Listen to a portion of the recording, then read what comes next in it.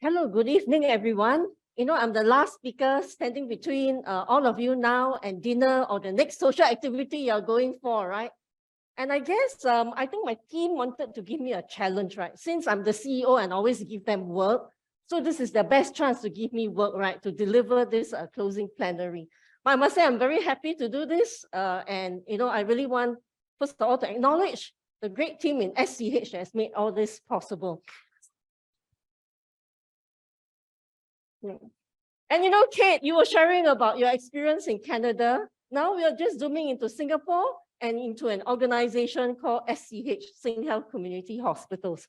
So maybe if I could start off, when we started on this journey, we had to understand, what is social prescribing?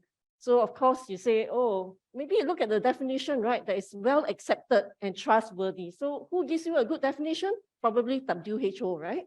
So what does WHO say about social prescribing? It links individuals to community, right, with a view to improve social determinants of health. So for all of you who have attended the conference today, I think by now you can recite this, right? You know the definition. But when you look at it, you think maybe it's a nice idea, right? It's so intuitive. Yes, we should do it, right? Is it just a linkage? How difficult can this be, right? And to the uninitiated, some may think it's very easy. So the experienced person is like, whoa, like what James Henderson said today, right? It's like the third revolution.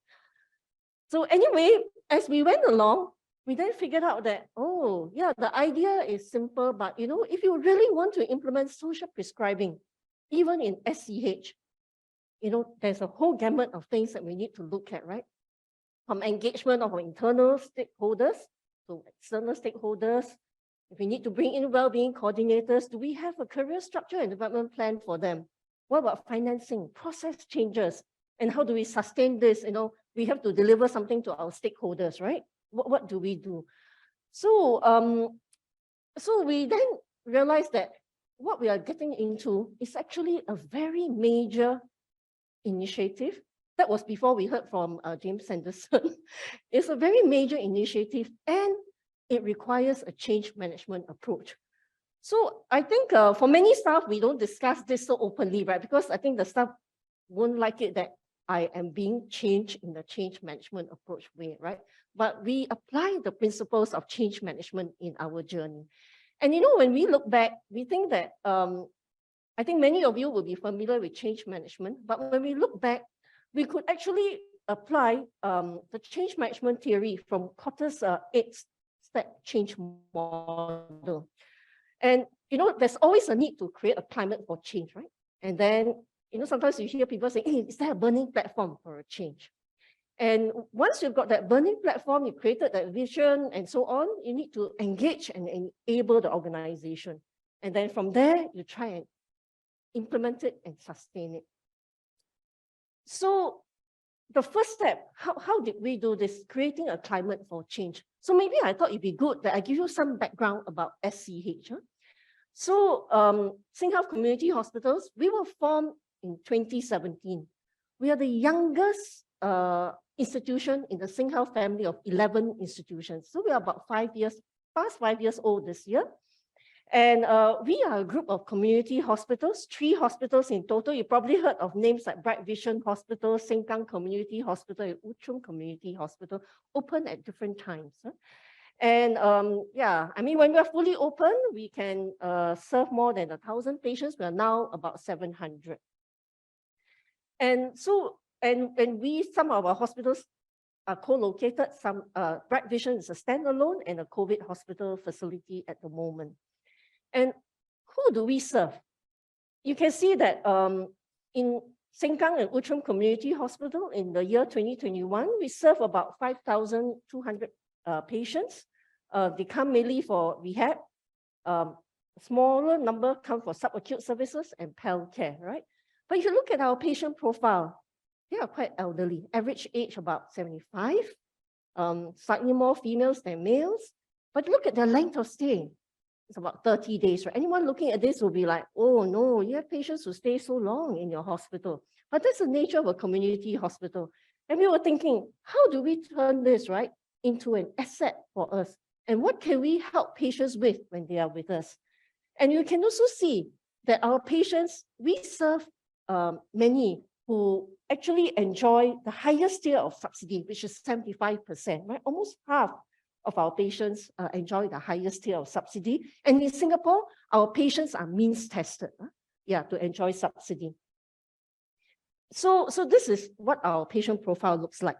And so given this, and SCH being a very young organization, so in 2017, we then came up with our vision and mission, right? So our vision is bridging care, building communities, and our mission, deliver person-centered care to achieve health goals with our patients.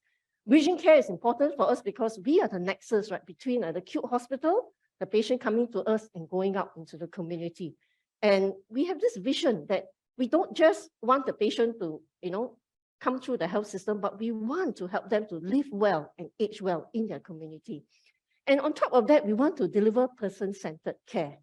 And as the leadership team, the pioneer team, many of whom are here, we were thinking, how do we do this, right? What can we do in SCH to really deliver person-centered care? So one day, through social media, I saw this thing called social prescribing. It was a movement in the UK. And I was wondering, oh, this sounds like something that addresses, what matters to a person, right? It's not just the clinical care that we can deliver to a patient, but it's about the whole person approach. So then I decided that maybe we should find out more. And what I did is that I think in those days, you must remember this is around 2017, right? We were busy trying to open the 2 new hospitals, settling the infrastructure issues, making sure enough beds, enough staff, enough equipment, and so on. But that is not all about a hospital, right? It's also about the software. And so we started to think, is there a model of care that can, address this person-centered care philosophy? And when I came across this social prescribing, I decided, how do I tell this to my team?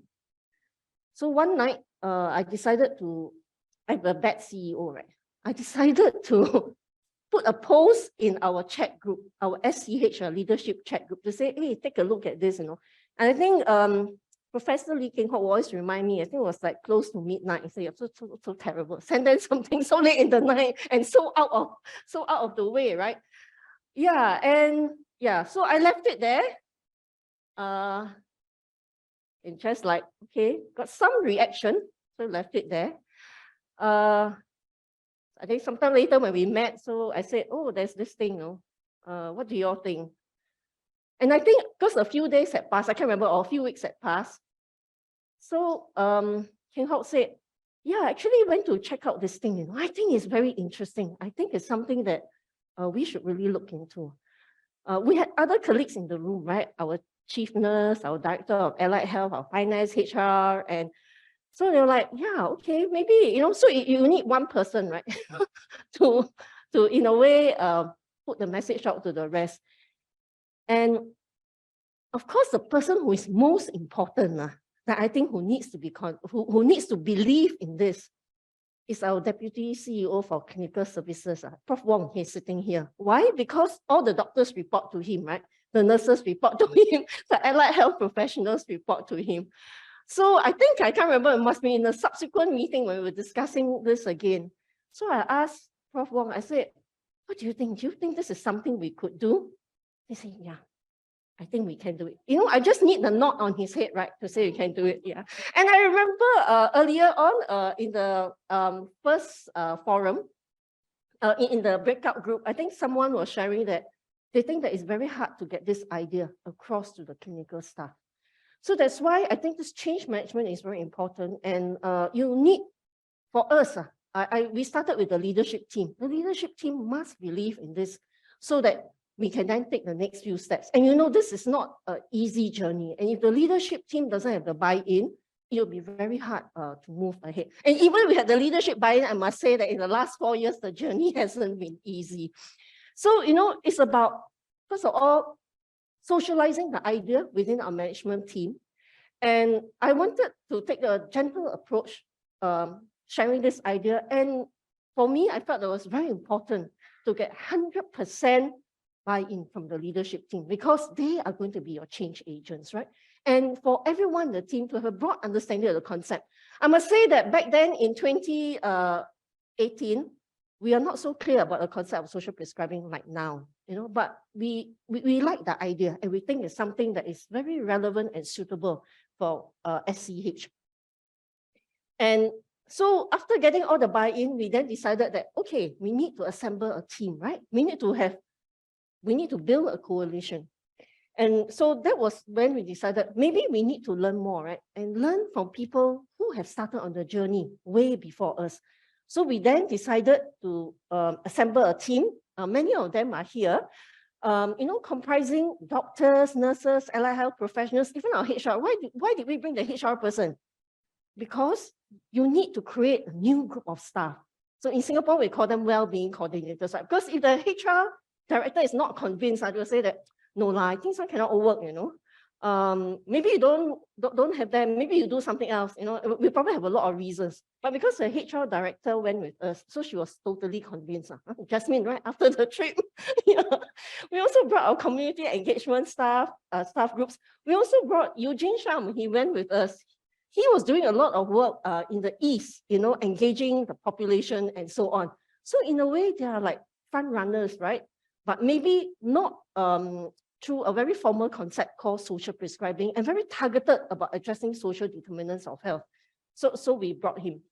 Yeah, so we started with this team of us. So we were in UK, and I think we attended the same conference as Kate, who shared just now.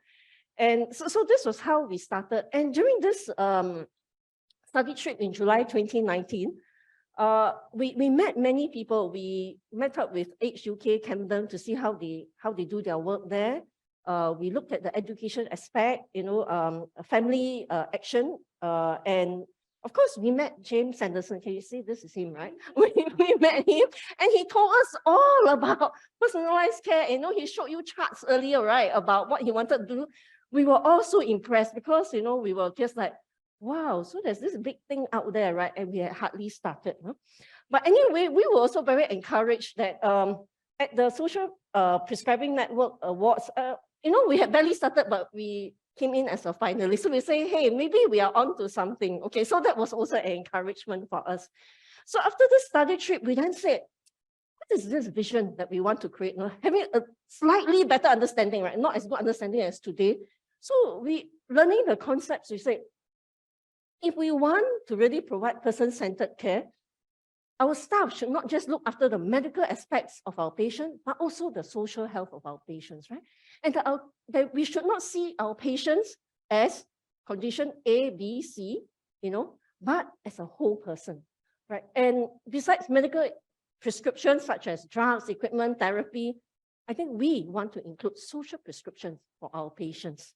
And to do this, we need to understand our patients. And that's where one of our doctors, Dr. Liu Luo, started a health journal, right? And we say that so that we can, talk to the patients and understand them as a whole person and not by a specific condition.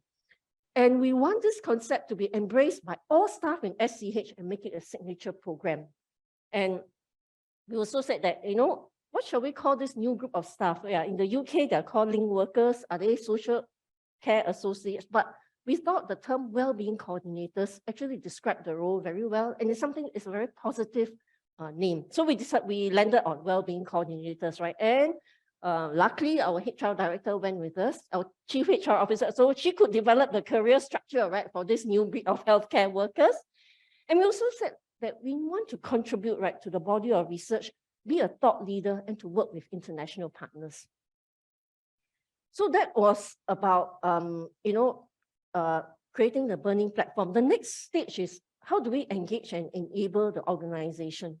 So I think the key thing was about communicating our vision. So we had, after the study trip, we had town halls. At that time, we had 2 hospitals that were operational, Bright Vision Hospital and Sengkang Community Hospital. So we had town halls, listen to the staff, answer their queries. And, King Hawk even wrote this Doctors Without Drugs, right, as a form of continuing medical education to bring all our doctors on board. So a lot of communication is required. And during these town halls, Yeah, I get the same kind of questions like what was asked at the panel this morning. Does it cost more? Where are you going to find the people, and so on and so forth. Is this evidence-based? How do you know it will work? So it's the same sort of question, but I'm glad those questions were asked so that, it also helped us to focus on certain areas as we move on the journey. The other thing about change is we need to empower others, right? And we thought that we probably can't go out and boil the ocean, but we could start with what we have in SCH. So, do it a uniquely Singapore way by introducing well-being coordinators in a community hospital, a secondary care setting. So we hired our first set of well-being coordinators and started a pilot in Bright Vision Hospital. And, in change management, you need to keep momentum. So, you remember we came back in July, we were for the study trip in July 2019, right? Shortly after we had the town halls, we launched in Bright Vision. And by the towards the end of the year, we said that, we need to launch social prescribing in our other community hospitals, Sengkang Community Hospital, to keep the momentum. And the other part about change management is that you need to have quick wins. And how do you get these quick wins? You look at the assets that you have. And for us, we already have a community outreach program in place. We have a community relations team that is out there to engage volunteers, to interact with our patients. So we got them in, work with our well-being coordinators, to see what works for our patients during their 30-day stay with us. So whether they like art, they want to do singing, and so on. And then, because that's not it, right? After doing this, we need to link them out to the community. And at that time, there is AIC, I think some of our AIC friends are here. We partnered the Silver Generation Office to help us to link the patients to the community.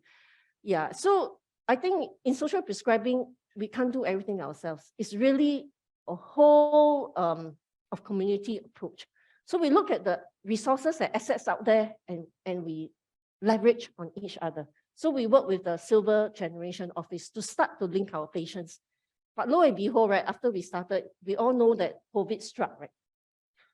So the whole program had to take a pause. Everyone just focused on fighting COVID. And during this time, again, I think the social prescribing team were thinking, looking at all the safe management measures that were implemented, and you're looking at our patient profile, the elderly, we find that if we really want to address the social determinants of health, we need to help them to get access into the community. And we find that many of our elderly patients do not know how to use the mobile phone.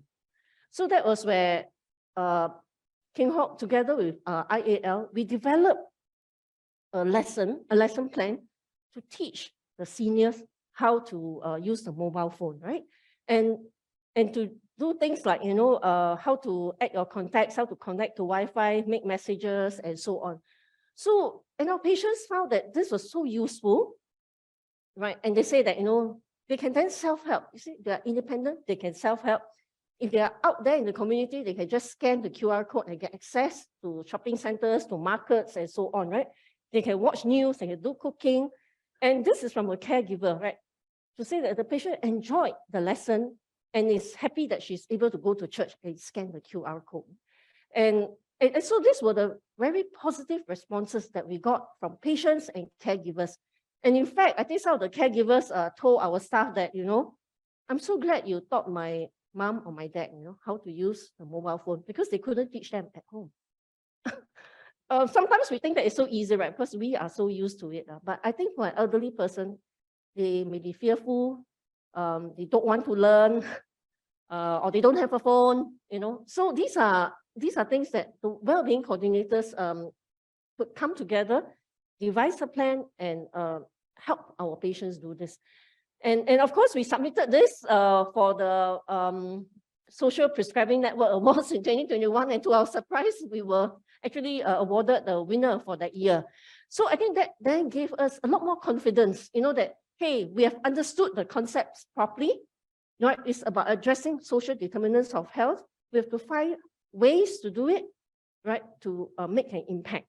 And so from there, I think that is where we started. I think a lot of the work is done by Prof. Lee King Hock, where we then started to engage WHO and to share what we have learned through on social prescribing, helping WHO to create content as well in this area.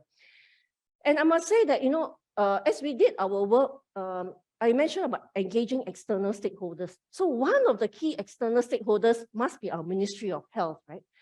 And so for us, in our various capacities, when we have an opportunity, we will, speak to the various people. And I must say that after a while, I think MOH also caught on to the idea. And you can see that in March 2021, the Minister of Health then, actually in his budget speech, right, in the parliamentary budget debate speech, said that, staying well is not just, staying well often involves not just health, but also social and other factors, right? And SingHealth, for example, has started trials to prescribe not just drugs, but also social programs such as diet, exercise, and social activities. So there was recognition that this is something that is important. And in this year's budget debate in 2022, Minister Ong, in rolling out the Healthier SG strategy, has deliberately recognized in the white paper that we need to increase our focus, right, to ensure that we have a healthier society, make a major shift in healthcare delivery, right? Which means taking a population health approach, going beyond the clinical aspects of health to address social, environmental, and behavioral determinants of health, and for family doctors to make social prescriptions and encourage residents to adopt healthier lifestyles. So we are so glad, that after the last few years, the Ministry of Health agrees that this is something that we need to roll out at scale. And so now there are various initiatives at the Ministry of Health level and at each cluster to see how this can be rolled out.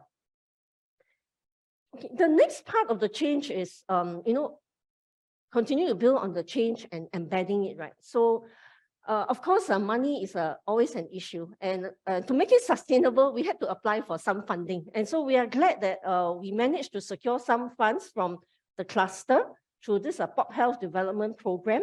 So in FY20, we got funding for well-being coordinators and to hire a counselor or psychologist depending on our needs, and funding for operating expenditure. So this has allowed us to pilot the program and to grow it to its present day.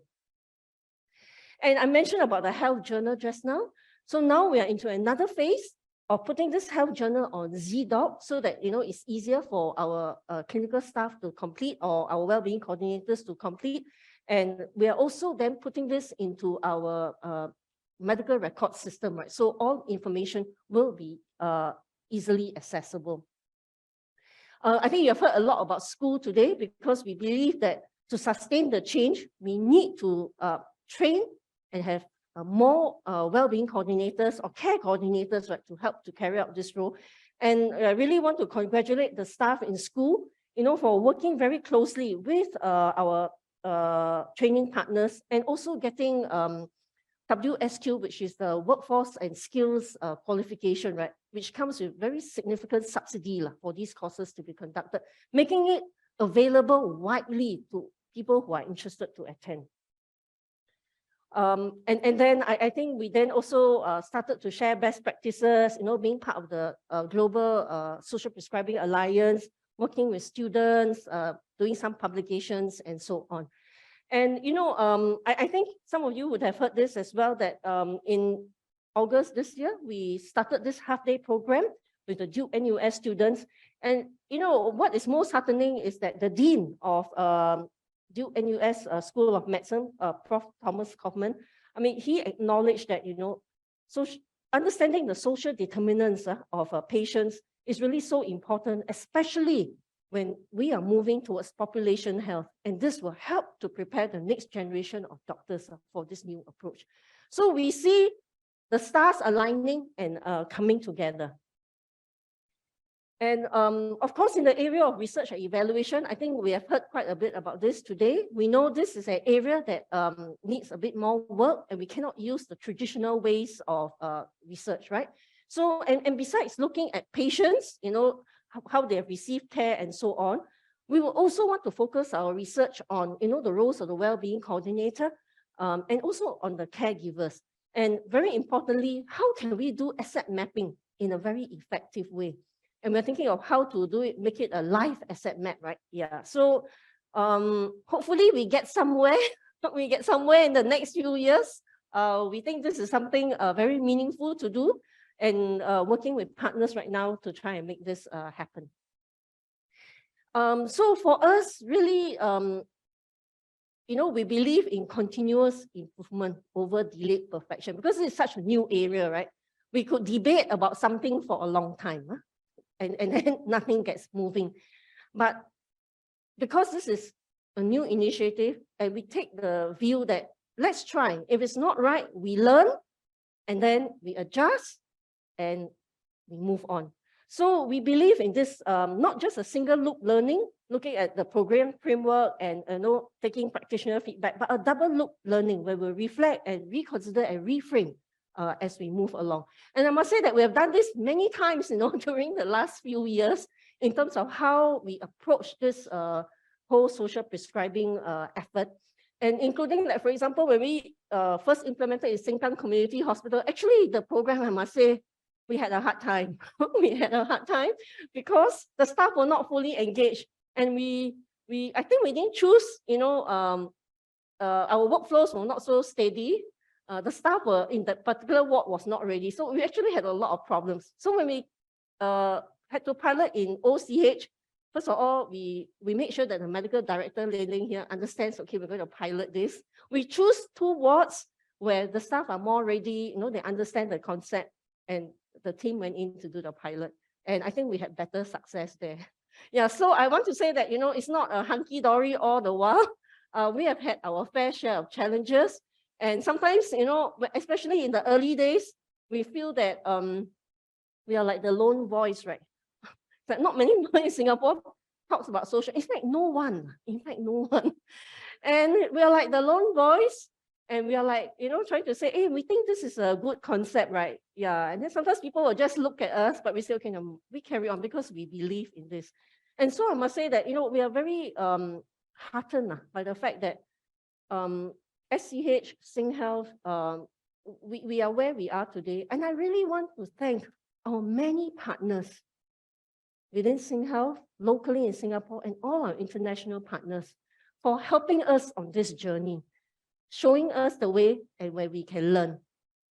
And we'll continue to share our learnings. So like, for example, I think with the Global Alliance, we managed to put out a publication in Lancet in 2022, sharing about the various implementation approaches.